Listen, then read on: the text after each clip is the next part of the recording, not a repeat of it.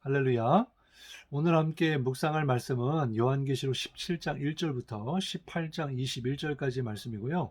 함께 은혜를 나눌 말씀의 제목은 한 시간에 망하였도다입니다. 말씀을 통해 은혜가 있기를 주님의 이름으로 축복합니다. 여기 한 시간에 망하였도다라고 하는 이 말씀은 우리가 지난 시간에 살펴보았던 요한계시록 16장의 말씀에서 3대 7중 재앙 중에 마지막 재앙인 일곱 대접 재앙이 있었는데 바로 이 큰 성 바벨론이 세 갈래로 갈라지게 되는 그 멸망에 대한 말씀을 우리가 이미 살펴보았습니다. 그러면 17장과 18장의 말씀은 어떤 말씀일까요? 바로 이 큰 성 바벨론의 멸망에 대해서 부연하는 설명이고 해석이라고 할 수가 있습니다.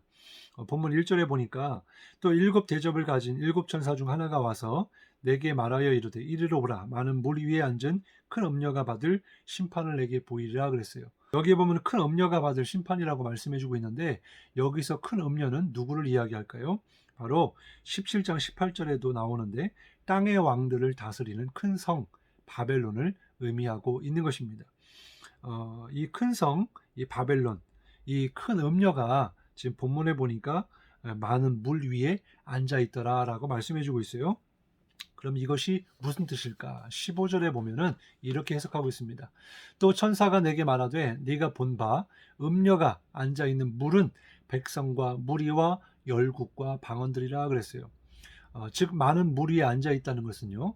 이 큰 음녀, 큰 성 바벨론이 많은 나라들을 통치하고 지배한다라는 거예요. 바로 공중 권세와 세상의 권세를 지배하는 것을 말하는데요. 17장 2절에 보면 땅의 임금들도 그와 더불어 음행하였고 땅에 있는 자들도 그 음행에 포도주에 취하였다 이렇게 말씀해주고 있는데 바로 이 큰 성 바벨론의 특징은 바로 하나님을 믿지 않는 세상의 권세를 이야기하는 것이고요.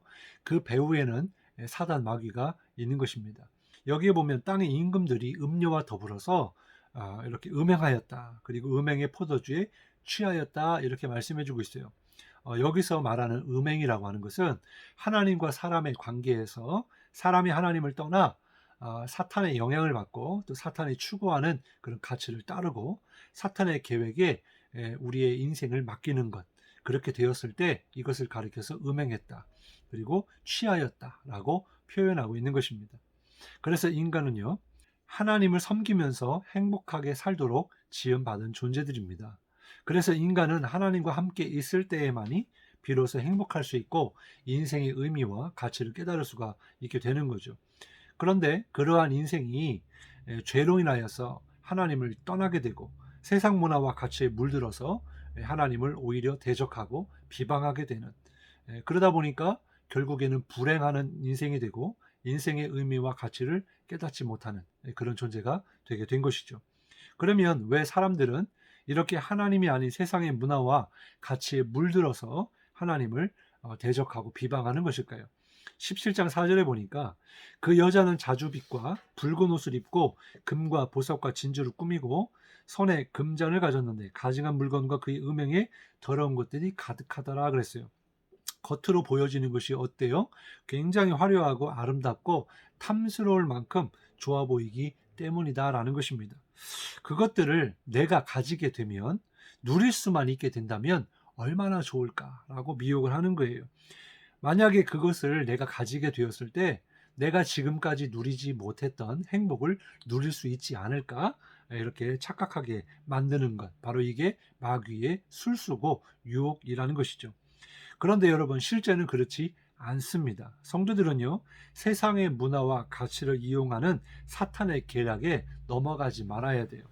겉만 봐서는 안 됩니다. 실제는 가증하고 더러운 것입니다.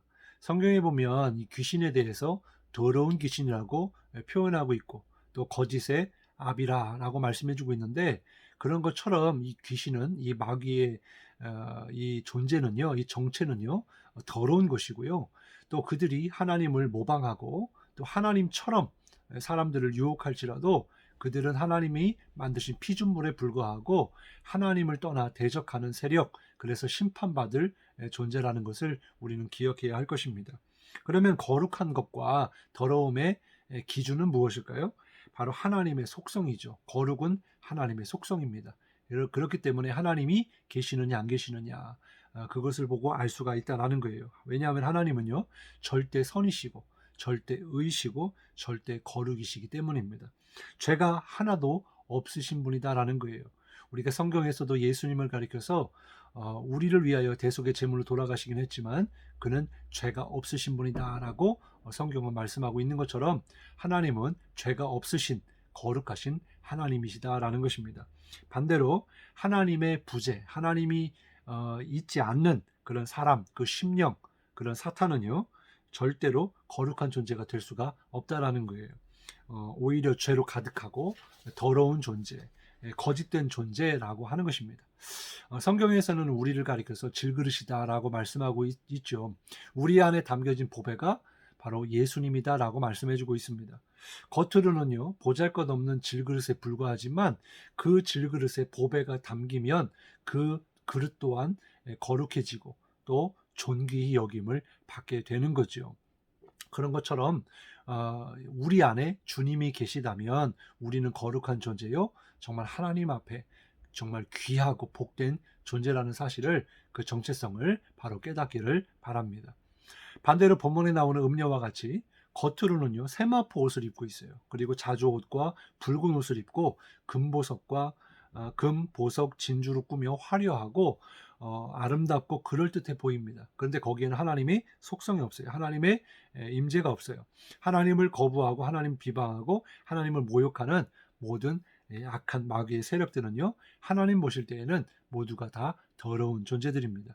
그래서 하나님은 거룩하지 않은 과증하고 더러운 것, 더러운 귀신과 마귀 사탄 열방을 주님이 심판하시는 거예요. 18장 17절에서 19절에 보면 하나님이 심판하실 때 어떻게 그 심판이 임하는가 보니까 그러한 부가 한 시간에 망하였도다 그랬어요. 그러니까 무슨 말이에요? 아무리 큰 성이라 할지라도 두꺼운 성벽이고 또 화려한 왕궁을 가지고 있고 수많은 은금을 가지고 있고 엄청난 군사력을 가지고 있다 하더라도 그 안에 주님이 계시지 아니하면은 바로 한 시간에 망할 수밖에 없다라고 하는 거예요. 우리가 소돔과 고모라의 말씀을 잘 알고 있지 않습니까? 하늘로부터 비와 같이 유황과 불이 떨어져서 그 안에 모든 사람들과 가축들과 땅과 모든 것이 다 한순간에 무너지게 되는 것을 우리는 잘 알 것입니다. 바로 그와 같이 하나님이 심판하시면 이렇게 한순간에 다 멸망을 당하게 된다라고 하는 거예요. 모든 선장과 각처를 다니는 성객들과 선원들과 바다에서 일하는 자들이 멀리 서서 그가 불타는 연기를 보고 외쳐 이르되 이 큰 성과 같은 성이 어디 있느냐 하며 티끌을 자기 머리에 뿌리고 울며 애통하며 외쳐 이르되 화이토다 화이토다 이 큰 성이여 바다에서 배부리는 모든 자들이 너의 보배로운 상품으로 치부하였더니 한 시간에 망하였도다. 이 바벨론을 의지했던 그런 상인들, 여러 국가들, 그 이익을 받던 많은 사람들이 지금 한순간에 무너지게 된 바벨론을 보면서 슬피 울며 이렇게 부르짖고 있는 거거든요. 그러니까 우리가 의지하는 돈, 의지하는 권세, 의지하는 사람들은요, 의지의 대상이 되지 못한다라고 하는 것을 우리는 깨달아야 되고, 오직 우리가 가져야 할 소망, 또 우리가 의지하고 우리의 인생을 맡길 수 있는 분은 오직 주님밖에 없음을 깨달으시길 바랍니다. 마지막으로 하나님의 심판이 이렇게 임하게 되는데 우리가 지금 또 마지막 때에 하나님의 심판 가운데 우리가 할 일은 무엇일까요? 17장 14절에 보니까 그들이 어린 양과 더불어 싸우려니와 어린 양은 만주의 주시오 만왕의 왕이심으로 그들을 이기실 터이요 또 그와 함께 있는 자들 곧 부르심을 받고 택하심을 받은 진실한 자들도 이기리로다 그랬어요. 그리고 18장 4절에 또 내가 들으니 하늘로부터 다른 음성이 나서 이르되 내 백성아 거기서 나와 그의 죄에 참여하지 말고 그가 받을 재앙들을 받지 말라 이렇게 말씀해 주고 있습니다. 바로 여기서 보니까 반드시 주님이 심판하시고 또한 주님이 최후의 승리자가 되실 텐데 그와 함께하는 자들 곧 부르심을 받고 택하심을 받은 진실한 자들도 이긴다 그랬어요. 그러니까 우리가 어디 편에 설 것이냐? 주님 편에 서야 된다는 거죠. 그리고 주님의 부르심을 받은 자, 하나님의 택하심을 입은 자여야 한다라는 것입니다. 그리고 또 18장 4절의 말씀처럼 죄에 참여하지 말라는 거예요. 하나님의 심판이 임할 곳에 있지 말라는 거예요. 그래서 시편 1편에 보면 복이 있는 사람은 어떤 사람인가? 복 있는 사람은 악인의 길을 쫓지 아니하며 죄인의 길에 서지 아니하며 오만한 자의 자리에 앉지 아니하며 그랬어요. 그러니까 우리가 있어야 할 곳은 하나님이십니다. 우리가 정말 끝까지 믿음을 지키며 늘 주님 안에 있어야 할 줄로 믿습니다.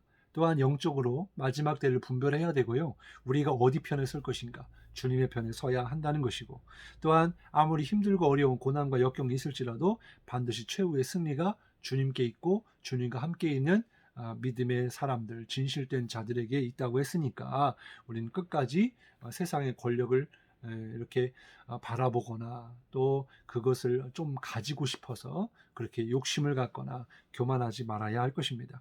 정말 주님만을 바라보고 주님만 의지하며 주님과 동행하는 그런 하루가 될 수 있기를 주님의 이름으로 축복합니다. 기도하겠습니다.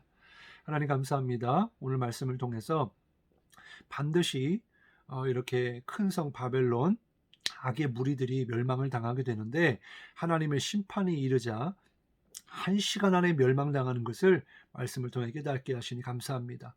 그렇습니다. 하나님이 심판하시면 그 어떤 것도 정말 한순간에 멸망을 당할 수밖에 없는데 우리가 이 땅을 살아가면서 그 무너질 것을 소망하며 의지하며 그것을 따라가는 어리석은 자들이 되지 않게 하시고 마지막 최후의 승리가 주님께 있음을 믿으며 주님과 동행하는 믿음의 삶이 되게 도와 주옵소서.